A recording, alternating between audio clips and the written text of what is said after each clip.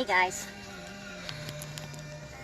I'm trying to rig my phone in the claw and it just wants to pop out. Say. Hold on. Positive, encouraging K-Love. Oops. It switched around.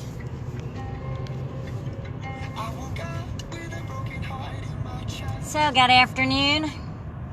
I promised myself that I would do a show every day, so I'm doing a show every day. So come on, where are my kids? Listen to some music, and then we can praise and worship. Chit-chat a little bit. Talk about what's going on. It's the 5th day of January, 2011. I don't know if you guys have anything good to report. I don't. I do not. Which is fine. Because these things are simply tests. Oh my gosh, we stop it. Stay up! Oy vey.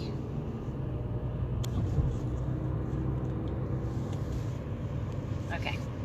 That's not gonna work, I guess. It's not gonna work. Anyway, so I guess let's listen to some music until Facebook decides to allow people to see my videos, because Facebook loves to censor me. And I know it doesn't take more than a minute to get on. And just for the record, if anybody's going to the rally tomorrow, please be careful. Please be aware of your surroundings.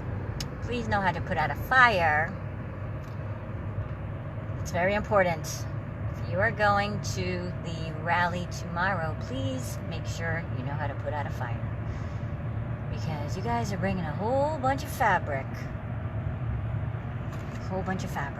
Not sure if it's the smartest thing. Not really sure if our president is doing a good job bringing our patriots together. Because I see red flags all over the place. First off, if you're holding something in your hands, you're easily a target. You would have to put that thing down. And if that thing that you are holding is an American flag, and it hits the ground, then that hurts our hearts, doesn't it? American flag is not supposed to hit the ground. So please bring your Trump flags and not your American flags, because when shit hits the fan, we don't need a whole bunch of American flags on the ground, all right, brothers and sisters? Totally respect what you guys are doing. I give you my blessing. My prayers is all I can do. Because there will be blood tomorrow, unfortunately. There will be blood. They've already put out the bricks. They've already called in the National Guard. They've already had the police escorts, Antifa and BML, to the location in buses, so we know what side of the fence our law enforcement are on. We're being directed to be on.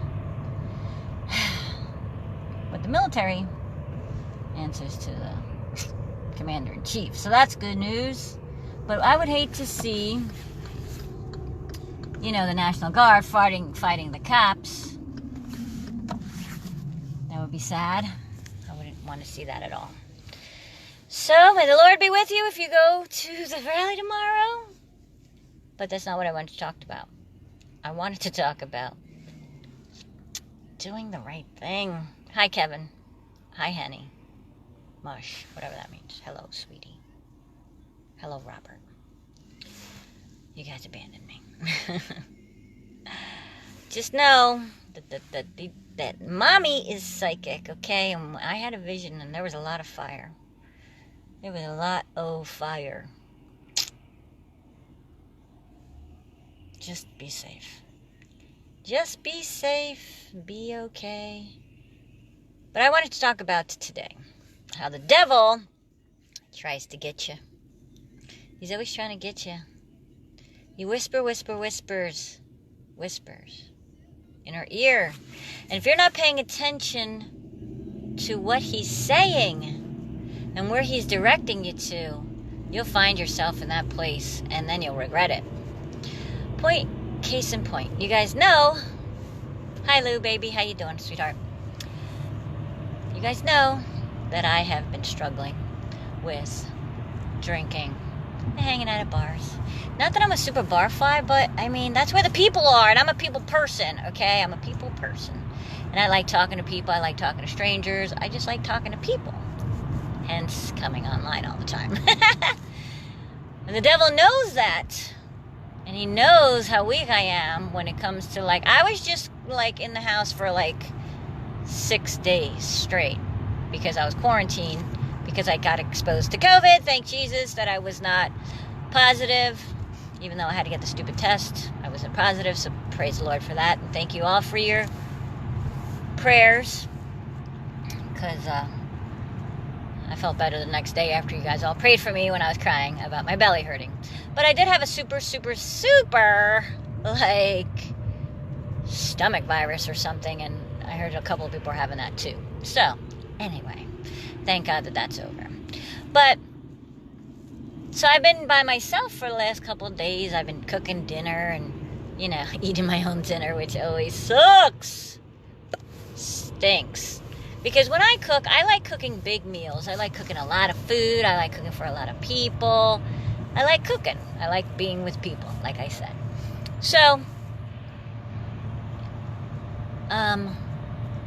people don't even realize that our headlights aren't even on. Oh my goodness. So, I'm working today because I worked, you know, at Uber. I worked all day since like 8 this morning. So 8 to 5, whatever time it is right now. I worked. I made my money. And I can't really drive at night because I can't really see so well at night. So I don't drive Uber at night. So I'm like, oh, my friend should be off work and I'm right near his house. And he's one person that makes me sin a lot.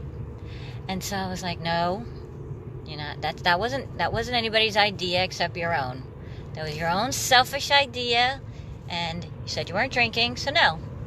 And then I'm always like, well, we did talk about, you know, being able to have wine, 2 glasses of wine. We talked about that, 1 for you, 1 for Jesus. We said that right the other day, right, Diana? No. The answer is no. Because we also talked about where it said, oh, go get drunk and you'll lose your mind. I'm not interested in losing my mind at all. And the way I would lose my mind is by losing my driver's license, losing my livelihood, and losing my kid. That's how I would lose my mind. So drinking is not worth it, okay? So it ain't worth it, and I'm not, the devil is trying to bring me there. And I always say, oh, I could just hang out and not drink. But then I'm like, well, let me just drink real quick in the beginning, and then I'm sober at the end. So I have all sorts of excuses.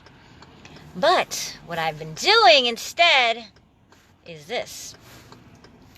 Is when I have that craving or that desire to go hang out with my friend or whatever, and it's a time when I can, like it's after, you know, work time or whatever, I'll just say, Lord, if you don't want me to go, give me a fare. And you put the Uber on, and then he gives you a rider. So you go make money instead. And that's exactly what he did, like 2 times. And now it's dark, so I'm on my way home. I shut the Uber off. But if you, I know I've said this 1,000 times. I'm not sure if you guys really listen, but hopefully you do. The last couple of, like, December, let's say, all of December, I had to actually give it up to God. Give it all the way up to God. Because I've said I've done that before, but then I try to control things,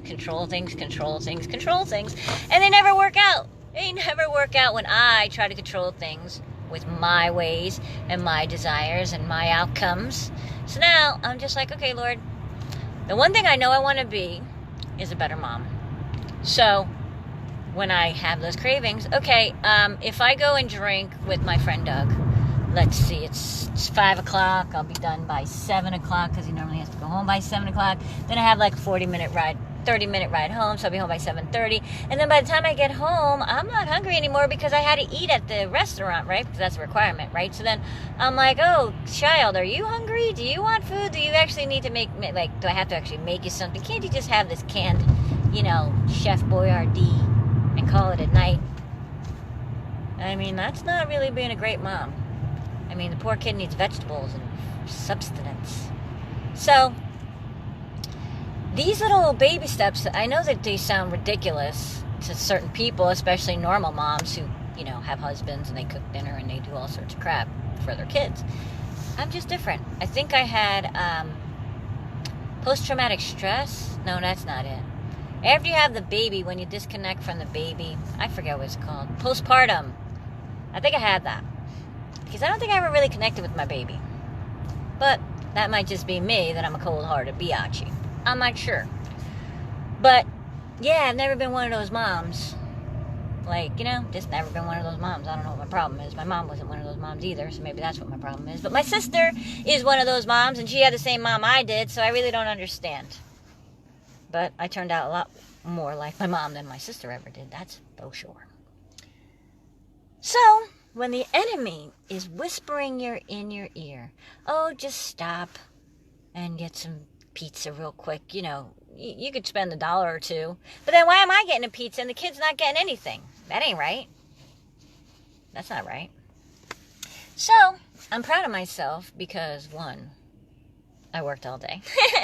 And I didn't give up till I made my goal. And 2, I didn't spend any money except a bottle of water. And I was going to get soda.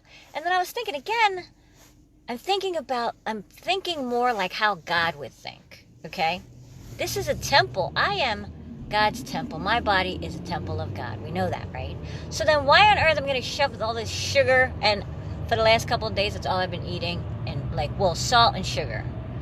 Ice cream and saltines. That's been my diet for the last 6 days. I'm not even kidding. And then I just had some chicken yesterday, which I made this killer roast chicken. It was like herb de France. Those, just a whole bunch of mix of herbs. And it was just roast chicken breasts, and they came out killer. But then after I cooked it for 2.5 hours, 1, the chicken was really tough. And it was hard to cut. The fork wouldn't even get out of it. That's how tough it was. So then I'm like, what on earth are we eating? What is this that the freaking chicken is so thick, it's cutting like a daggone steak? What on earth kind of hormones are we putting in this chicken to have these huge breasts? That is exactly what's happening. So, oh my gosh. If I could be a vegetarian, I would. But I can't because I like meat too much. And that totally sucks. But in the future, if God is my witness, I am going to eat off the land. And I'm going to help people. And we're going to have a farm. We're going to eat off the land. And fresh chickens. And rabbits. I know that's terrible. But back before, the big beef boom. Before World War II, I think it was. Rabbit was it. Rabbit was the food, like a delicacy. Not a delicacy. It was everyday food because rabbits multiply very fast. The meat is lean and it's pretty good for you. You don't overeat because, it's a lot of work to skin a rabbit and all that jazz. But look, you got to do what you got to do. And I'm willing to do what you got to do. And if it's going to be cheaper and more healthy to eat rabbit and the kid thinks it's pork, I'm good. I mean, he don't need to know everything. There's a backward shed back there you just don't go in, all right, little man? Or it is what it is. It is what it is. We got to realize that one day there is not going to be a freaking supermarket. There might not be a supermarket. There might not be any more supplies. There might not be any farmers delivering food to Costco. And then what are you going to do? Because if you believe the Bible, and nobody knows when the Lord is coming back. I'm not saying that they do. Just saying, sure does seem like we're in end times. And if you believe that what's coming is coming, I would be getting prepared. And I was just looking at my cupboard yesterday. Oh, I don't have any food. And I prepared before the issue, and I'm not prepared now. So now I got to hurry up and prepare because it might even happen tomorrow, and I am not ready at all. But I will be one of those people if I have to. Oh, Acme. Oh, Acme. So, you gotta just just got to know what you got to do and be prepared for what's to come, to protect your family, to have the provisions for your family, to know where to go for water for your family. Because again, if you're a single mom, like most of or single people, you don't have a partner, you don't have a teammate. You're just going to be you or your kids die. So you need to know where your water sources are. You need to know where a fishing hole is to get some fish. Make sure that water is not polluted. But if ever you do find that all the water that there is to drink is polluted water, you pray, believing that God will make that water okay for you to drink. And it is scientifically proven that a prayer changes the molecular structure of water to make it not be polluted and okay to drink. And you could take that to the bank, baby, because I would never lie to you. And you could look that up on the internet right now, and that is true. That is true. So remember that you have God on your side, and He will provide, even when everything looks mad bleak. Mad bleak. And we've all been there. The bleakest of the bleak. Death, famine, disease. We've been there. Pray on the Lord, and you wait on the Lord, and you trust Him, and you continue walking in obedience, because you know what? I'm not taking a chance. I'm not taking a chance that He comes tomorrow and I'm sitting at a bar today being on the wrong side. See all this red around me? That's the devil. The devil owns this earth. But God is going to come back and take His children to a new earth and new heaven.